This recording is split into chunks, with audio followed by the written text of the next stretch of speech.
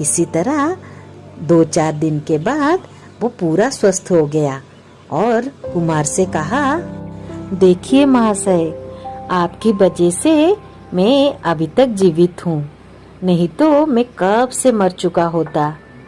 आपकी वजह से मैं आपसे बात कर रहा हूँ। आपने मेरे सीने से तीर निकाला और वहाँ पर दवाई लगा के मुझे ठीक किया, मुझे खाना दी, पानी दिया और रहने के लिए जगह भी दी। कितना किया आपने मेरे लिए। इसके बदले मैं जो भी करूँगा वो बहुत ही कम होगा आपके लिए। इसीलिए आपको जीवन में कभी भी कोई ज़रूरत होगा तो आप मुझे याद करना, मैं तुरंत ही पहुँच जाऊँगा। ये कह के कबूतर वहाँ से उड़ के चला गया।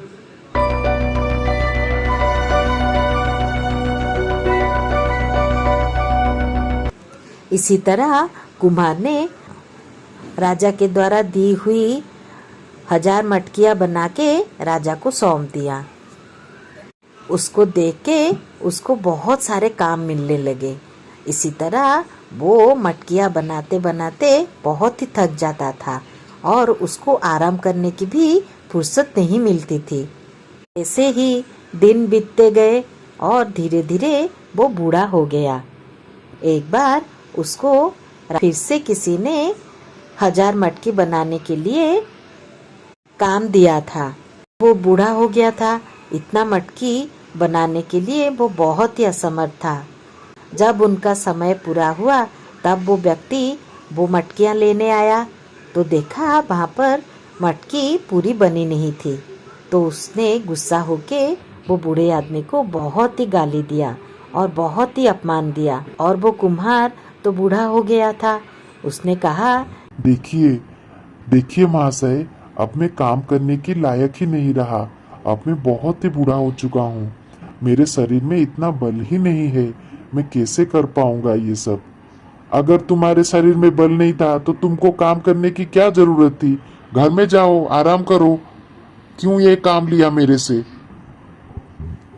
जी आप सही बोल रहे हो, मगर मैं घर में बैठूंगा तो मुझे खाना लाके कौन देगा। इसी तरह वो आदमी कुछ पैसा देके उतने ही मटकी लेके वहां से चला गया और धीरे धीरे वो कुम्हार बीमार पड़ने लगा। इसी तरह उसकी देखभाल करने वाला कोई भी नहीं था। हे भगवान, अब मैं क्या करूं। मुझे तो खाना दवाई देने वाला कोई भी नहीं है। आप मुझे अपने पास बुला लो। ठीक उसी वक्त उसको याद आया कबूतर की बातें। तो वो तुरंत ही कबूतर को याद किया और एक ही क्षण में वो कबूतर उड़ता हुआ आया। तब वो कबूतर पूरा पीली रंग की कबूतर बन गई थी। क्या हुआ महाशय, आपने मुझे याद किया। और वो कुम्हार जैसे ही कबूतर की ओर देखा तब वो कबूतर एकदम से चकमगा रही थी। उसके शरीर से पूरा सोने जैसी चमक आ रही थी। तभी उसने उसका सारा दुख बताया।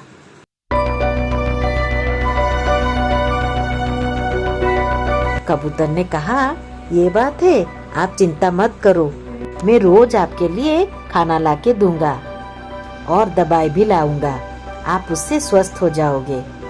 इसी तरह कबूतर रोज कुछ ना कुछ खाना लाके उस कुम्हार को देता था और साथ में दवाई भी लाता था। धीरे धीरे वो कुम्हार पूरा स्वस्थ हो गया और एक दिन उसने कहा, मैं तो स्वस्थ हो गया हूँ।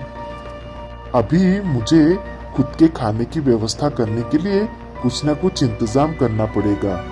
तभी उसने जैसे ही वो कबूतर को देखा और सोचा, अरे ये कबूतर तो इतना जगमगा रहा है, अगर उसका सारे पंख मुझे मिल जाए तो मैं इसे बाजार में बेच के बहुत सारा धन कमा सकता हूँ, क्योंकि कबूतर की सारे पंख सोने की है। अगर मुझे मिल जाएगा तो मैं बहुत ही धनवान बन जाऊंगा।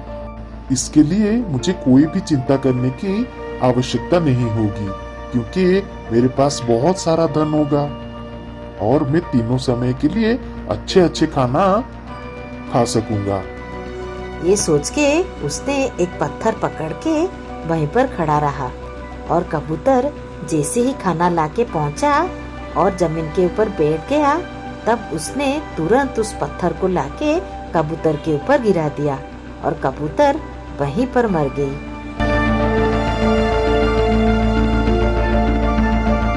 तुरंत उस कबूतर से उसकी आत्मा निकलकर एक ऋषि बन गए। वो कुमार सब कुछ देख रहा था। हाँ, मैं एक ऋषि हूँ और मुझे मेरी उद्दंडता के कारण मेरे गुरुदेव ने मुझे शाप दिया था और मुझे कबूतर बना दिया था। उन्होंने कहा था, जब कोई लालची आदमी तुम्हें मारेगा तो वो फिर से कबूतर बन जाएगा और तुम अपने शाप से मुक्त हो जाओगे। तभी अचानक से वो कुमार कबूतर में बदल गया और ऋषि ने कहा, देखो, तुम्हारा उद्धार और कोई लालची आदमी ही कर सकता है। जैसे तुमने मुझे मारा और मुझे अपने शाप से मुक्त किया, वैसे ही तुम्हें ऐसे ही कोई लालची आदमी मारेगा तो तुम अपने श्राप से मुक्त हो जाओगे। तभी वो कुमार भी उसके उद्धार के लिए वो लालची आदमी ढूंढता हुआ आसमान में ऐसे ही उड़ता रहा। आगे की कहानी देखने के लिए हमारे चैनल को लाइक और सब्सक्राइब करें। आगे की कहानी बहुत ही जल्दी आने वाली है।